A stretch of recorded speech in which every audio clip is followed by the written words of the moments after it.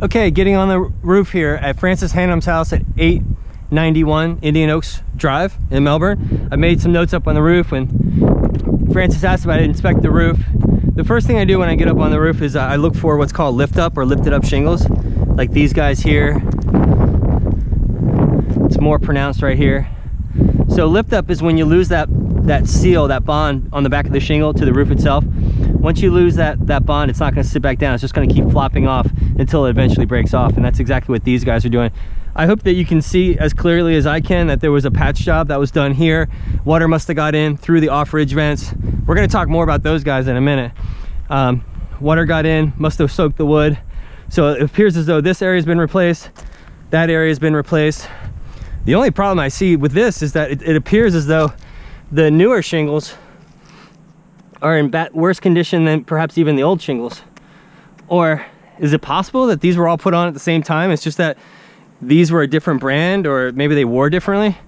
And that's my speculation. We have more lift up with the same.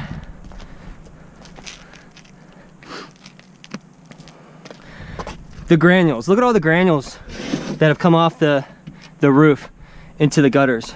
The granules for your house, the granules in every sense are the sunblock for your house.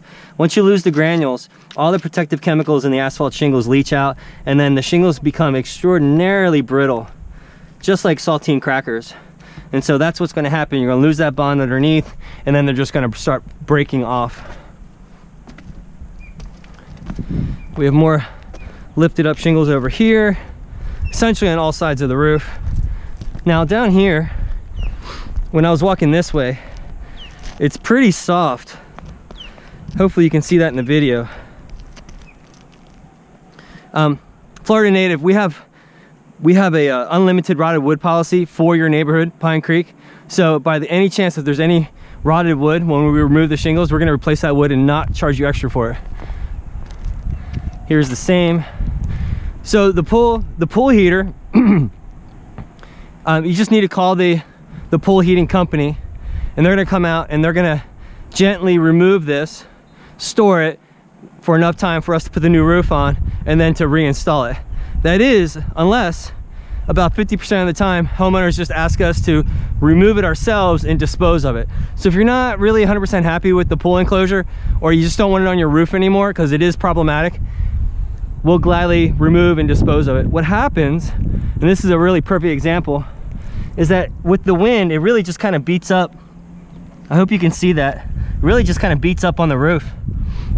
And that's full of chlorinated water. And a lot of times it makes for really soft wood underneath because it leaks from time to time. So it is suspect in this area as well. We have more of the lift up.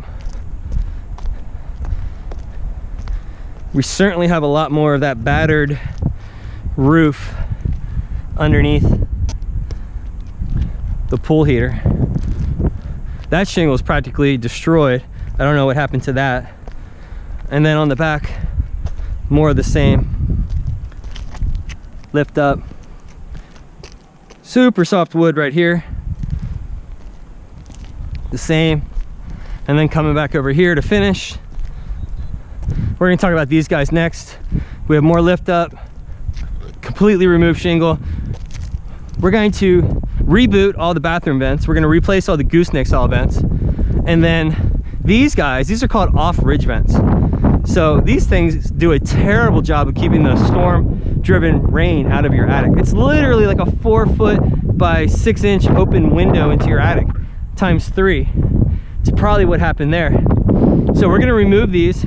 We're going to replace the plywood that should be there underneath, and then we're going to put the top ridge mounted vent all along down the top of it. It's low profile, and that's going to allow your house to breathe, your roof to breathe, but not allow the water inside of it. Last 20 seconds, if you would, imagine this with me. We're going to remove all the shingles, get down to the bare plywood roof. We're going to inspect this roof for anything remotely bad. We're going to replace that plywood like I talked about. And then we're going to install what's called waterproof barrier across your entire bare roof.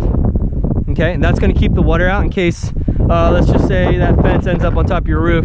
It may damage your new shingles, but it's not going to allow water inside. And then we're going to put your new 30-year shingles on top of that. And there's three versions of hunter green shingles that are now available in Pine Creek. So I'll leave this brief and look forward to talking with Francis.